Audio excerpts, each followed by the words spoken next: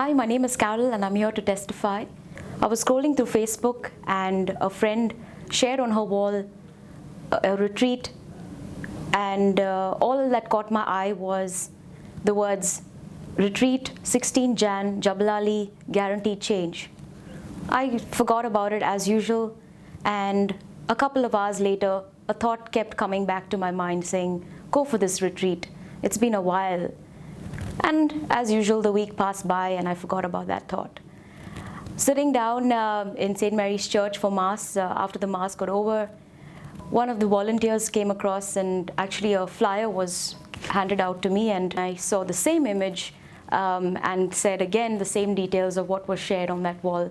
And that was something that I then thought to myself, wow, is this coincidence? Or is this something that somebody's trying to tell me that I need to go for? Anyways, I made up my mind, but then I thought to myself, should I just check as to what is this retreat all about? So I spoke to that friend who had shared it on the Facebook wall, and I said, what is this retreat all about? What do I do? And she only said 2 words, and she said, just come. Those were 2 bullets that just went straight to my head. Although this lady is very well spoken and she could have spoken many other words, she just said these 2 words. And that was it. I made up my mind. I said, I'm just going to go. It's funny that I do have data on my phone, and I normally go everywhere with my GPS. I cannot reach a destination without GPS. And on the 3rd of January, I got a message. Out of all the years that I'm with this particular network, I told my husband, I said, I just don't know why, but my data is over. How am I going to reach this church in Jabalali? He says, don't worry.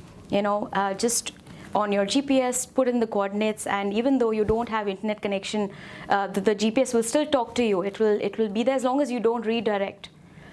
And I said, okay, fine. And I used to pray, and I said, Jesus, if you want me to come, just let me come, please.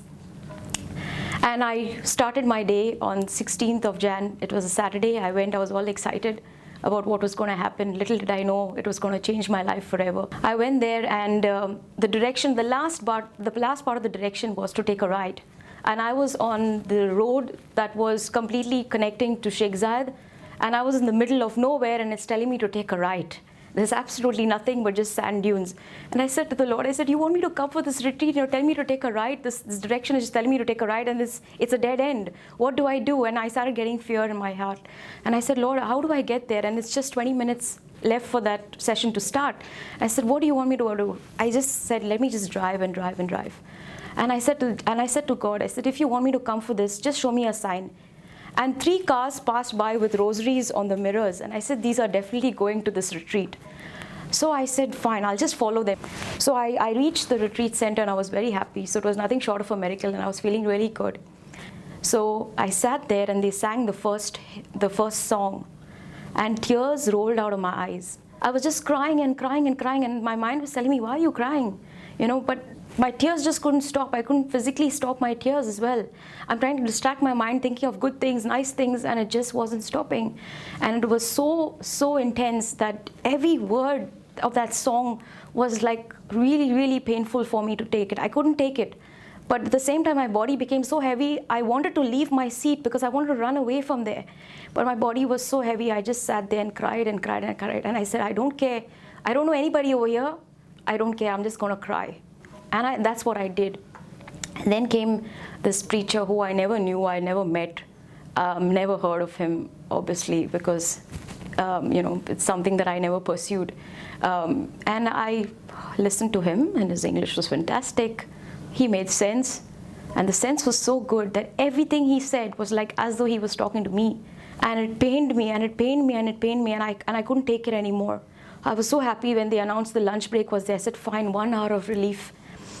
I went out for lunch, and I happened to see this bookstall, and it was funny because I met my classmate after more than 11 years, and her husband was there, and I just knew them on Facebook, and I finally met them in person, and he was at the back of this counter, and I said to him, what are you selling? Just to try and relieve my thoughts about whatever I was going through in the first half session. And I said, what are you selling? And he said, Carol, this book is for you.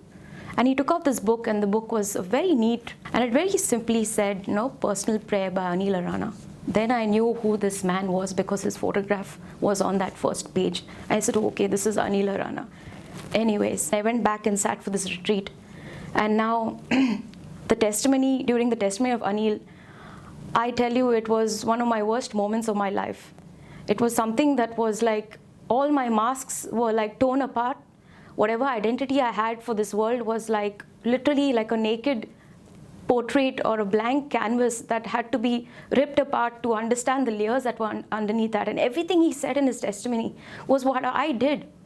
And I thought, wow, if this guy can come back to such an extent, how much more will I not be loved and called by God? And I said, this is it. I am going to do something about this. I left that retreat very, very shattered, so disturbed, so anxious at the same time, but with a weird joy in my heart that said, there is hope. If this man can be changed and can be touched, I know I've not done something so extensively as going to prison like Anil, but I was almost there probably. And I said to myself, I have to change.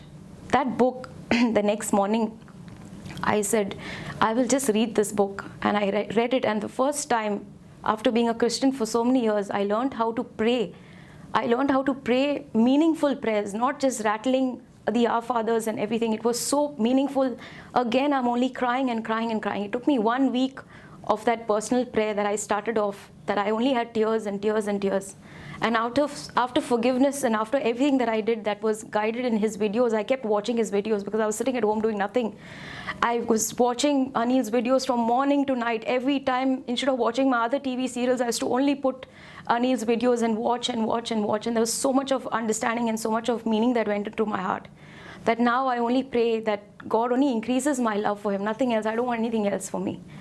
So I learned all this, and I'm here now today to tell you that after all the forgiveness that I had, I got a great job offer, an offer that I can't even tell you enough about. I have quit smoking after 10 years. Yes, my friends, you heard it right. I quit smoking after 10 years. I used to smoke 40 to 60 cigarettes every day. There was never a time or a minute that I was never seen with a cigarette in my hand. And that was one of my addictions that I was praying and I was crying for, saying, God, give me that grace to get it out. So I was very, very, very relieved that I had that spirit. And the biggest lie that Satan will tell you is that your withdrawal symptoms, trust me, for a person who smoked for 40 to 60 cigarettes a day, I don't have a single symptom. I never had a single symptom. It is all in your mind that Satan puts in you, saying that you will get headaches, you will be feeling sick, you will have fever. My brothers and sisters, nothing ever happened to me at all. Till today, I am completely smoke-free, and I am so happy, and I thank everybody who has been very, very key for me to be in this stage, and I thank my loving Father for loving me intensely, and I hope and pray that this testimony of mine will only bring you closer to Him, because Jesus loves you.